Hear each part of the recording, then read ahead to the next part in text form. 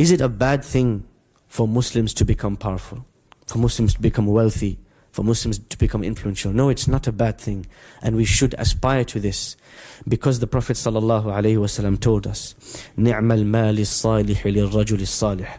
How beautiful, how great is it for a righteous man to have a lot of wealth. But the key is, he said, righteous man, a righteous person. And if you don't have that fear of Allah, you will abuse and misuse what you have. The 6th and 9th of August 1945 was the day, the first and the only time a nuclear bomb was used to annihilate an entire population, the population of the two cities of Hiroshima and Nagasaki in Japan, towards the end of the World War. This abuse of power, this abuse of abilities, of ammunition, to kill an entire population and wipe them out in one go. This happened in our history by people who claim to have been through the Enlightenment, people who claim to have been intelligent, people who claim to have studied science and philosophy and mathematics and humanities.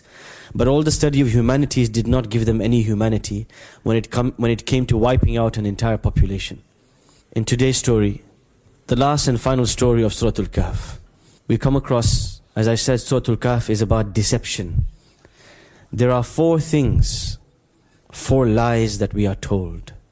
4 things that we dream of achieving, but when we achieve them, we realize it's not what we thought it would be.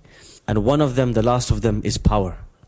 And the story of power is the story of a man by the name of Dhul Qarnayn. According to one translation, of 2 horns.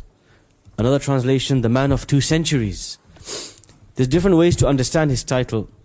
There is a lot of mystery surrounding this man. But one thing I can tell you straight, he's not Alexander the Great. Alexander the Great was a polytheist who worshipped multiple gods, who slept with multiple women, akramakumullah, and who was not a chaste man, was not a righteous man, was not a religious man. So let's just get that out of the way. He is not Alexander the Great. Who is he? Who is Dhul Qarnayn? Nobody knows. Because Allah didn't tell us. Allah did not tell us the time, the place, the attire, the culture, the language. Because those details don't matter. Allah wants us to focus on the actual message. What is Dhul Qarnayn's story? The first thing Allah tells us about him, we gave him power and stability on this earth. And we gave him the ability to do everything. Min kulli shay'in sababa. Wealth, industry, ammunition, anything he wanted, he can get it done. فَأَتْبَعَ سَبَبًا. He took a specific path. In this story of Dhul Qarnayn, we learn about 3 travels, 3 conquests of Dhul Qarnayn. The first, he makes a trip to the west. Maghrib al-Shams, towards the west of this earth. As he travels to the west, Allah gives him the ability to conquer, to get power over a group of people, over a nation of people. And then Allah says to him, Ya Dhul Qarnayn, O Dhul Qarnayn, you can either punish these people, or you can look after them. You can either torment them, or you can do good to them. What are you going to do? This is the question of power. You are a father. Now you have children. Your child has done something wrong. Suddenly you have a choice. I can either punish the child, torment the child, hurt the child, abuse the child, or I can explain it to them. I can look after them. I can be gentle with them. I have a spouse. I'm angry today. Either I can abuse the spouse, manipulate the spouse, hurt the spouse, scar this spouse forever, or I can live well with the spouse. I can have a deep relationship with this spouse. I can love this spouse. I can look after.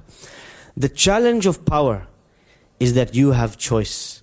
You have 2 choices. You can abuse your power, or you can utilize it for the sake of Allah. This is the choice that Allah gives Dhul Qarnayn. You have power over an entire nation of people. If you want, tomorrow you can wipe them out. Or if you want, you can treat them well. This is the challenge of power. Power exposes who we really are. Somebody is a brilliant, somebody is stacking shelves in a shop. Every day they get a carton, milk bottles, they put it in the fridge. 1, 2, 3, 4. Ad-dunya mashya, as they say in Egypt. Everything is good, no problems. Suddenly one day they become the store manager. Suddenly they find themselves, I have power. If I want, I can get someone in trouble. If I want, I can promote someone. So they go to their fellow friend from the same country, from the same culture, somebody they're close with, and they give them a promotion. They give them a pay raise, because I can. And they go to someone they never liked from day one. They never got along with them. And they fire them. Injustice. Power is alluring. Power is intoxicating. Power is a drug. Power can make you drunk. Because the moment you taste it, you want more of it. You want the next set of power. You want the next status, the next position, the next thing that will allow you to have more control over people, things, storage, etc., etc., etc. Allah gives Dhul Qarnayn this choice. This is the choice that power gives you. You can do what you want with what you have under your control. But Dhul Qarnayn sets out his principles. Because power is not a bad thing. Influence is not a bad thing. If you have the right principles. What is Dhul Qarnayn's principles? قَالَ أَمَّا مَنْ ظَلَمَ فَسَوْفَ نُعَذِّبُهُ. Oh Allah, this nation is now under my control. If somebody does something wrong, I will punish them. ثُمَّ يُرَدُّ إِلَىٰ رَبِّهِ فَيُعَذِّبُهُ عَذَابًا نُكْرًا. And then, that punishment doesn't end here. This person will then go back to Allah and get another punishment. وَأَمَّا مَنْ آمَنَ وَعَمِلَ صَالِحًا. But if somebody in this nation is good, does good deeds and believes, فَلَهُ جَزَاءً الْحُسْنَى. I will treat them well, they will get rewarded. I will reward good and I will punish bad. Simple policy. I will be fair, I will be just. This is the test of power. One day the Prophet ﷺ is sitting under a tree. Or rather, he's dividing the spoils of war. You know, when after a war, when the enemy flees, you get a lot of stuff. And he's dividing them fairly amongst his companions. And one Bedouin comes to him. "I'dil ya Muhammad." Oh Muhammad, be fair, be just. وَيْحَكْ مَنْ أَعْدِلْ إِن لَمْ أَعْدِلْ. He says, what's wrong with you? If I am not fair, then who can be fair? I am the man who's come to teach you how to be fair and just. It's very important as a leader. It's very important as a father, as a mother, as a store manager. Anything you have control over, smallest thing or the largest thing. You're a teacher in a classroom, it doesn't matter. You're a driver, a taxi driver in a car. You're a bricklayer. You have some responsibility. You have to be fair. You have to be honest. You have to have values and principles. Otherwise, you abuse what you have in your control. He makes his policy clear. Then Dhul Qarnayn goes on another trip, conquers another nation. West, then he goes to the east. Then the third trip, Allah says, is بَيْنَ السَّدَّيْن, between two barriers. We don't know what that means. Is it between two land masses, between two mountains? We don't know. He comes across another nation. And this nation, they're very backward, they're very behind. They can't even understand what he's saying. They don't speak the same language as him. So he comes to a land between two barriers, and he has a language barrier, and then they ask him, can you please make for us a barrier? لا يكادون يفقهون قولا. They don't understand any language that he's speaking. Me no speak the English. ما في Arabi. Yes? They don't speak his language. Okay.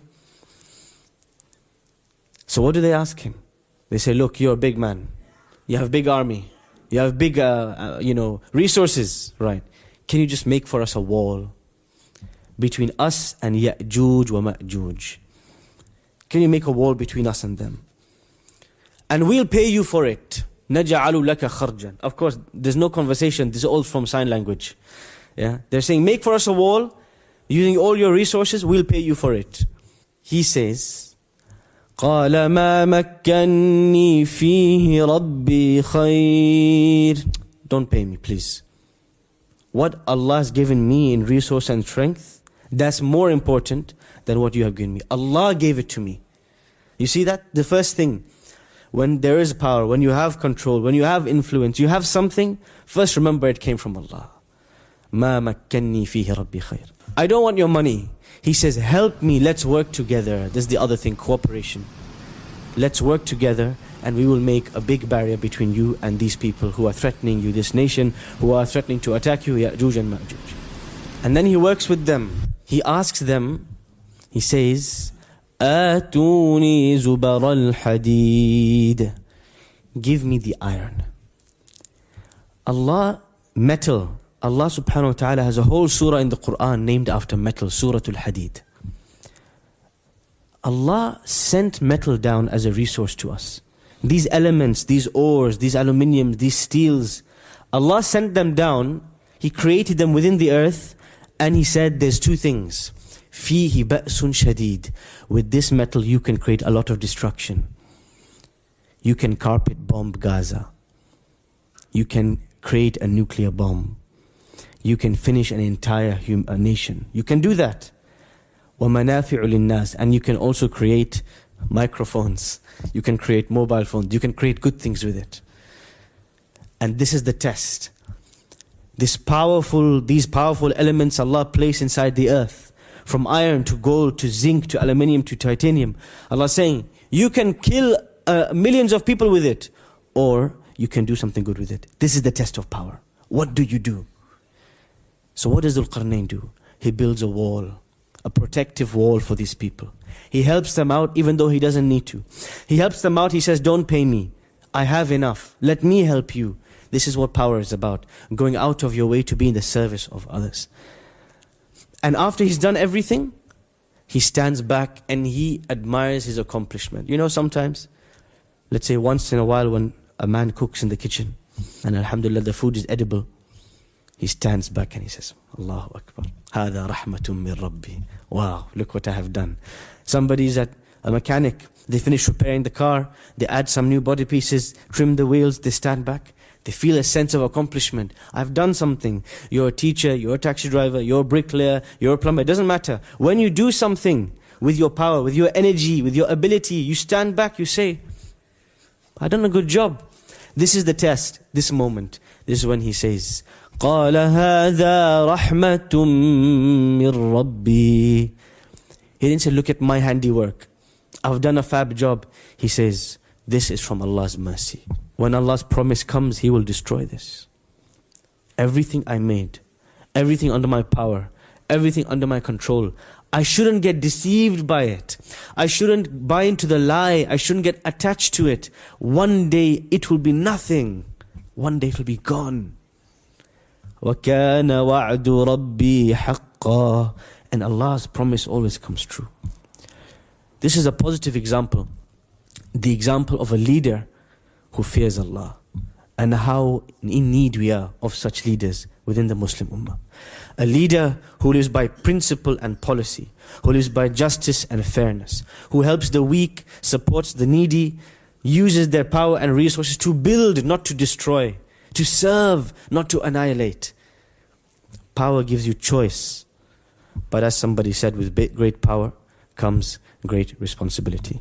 Is it a bad thing for Muslims to become powerful, for Muslims to become wealthy, for Muslims to become influential? No, it's not a bad thing, and we should aspire to this, because the Prophet ﷺ told us, نِعْمَ الْمَالِ الصَّالِحِ لِلرَّجُلِ الصَّالِحِ. How beautiful, how great is it for a righteous man to have a lot of wealth. But the key is, he said, righteous man, a righteous person. And if you don't have that fear of Allah, you will abuse and misuse what you have. August 1945. We learnt the lesson from humanity that you could know as much philosophy as you want, as many languages, as much advancement in science and maths, and all of this stuff that we call progression, advanced civilization. But you can be so backward in your morals that you will kill an entire nation with one button. We learnt this lesson. The most advanced nation on earth are the nation who fear Allah and who live by their principles. And whether you give them something small or something large, they're careful. We don't want to abuse what we have under our control. This is a message to every masjid committee member, every father, every mother, every teacher, every taxi driver, every bricklayer, every scientist. Doesn't matter who you are. You have some influence, you have some power. Be careful. There will come a day when Allah will ask you about it. Don't be deceived by it. Don't take the drug. Don't get intoxicated. Be responsible. Otherwise, there will come a day when you will pay the price of what you did.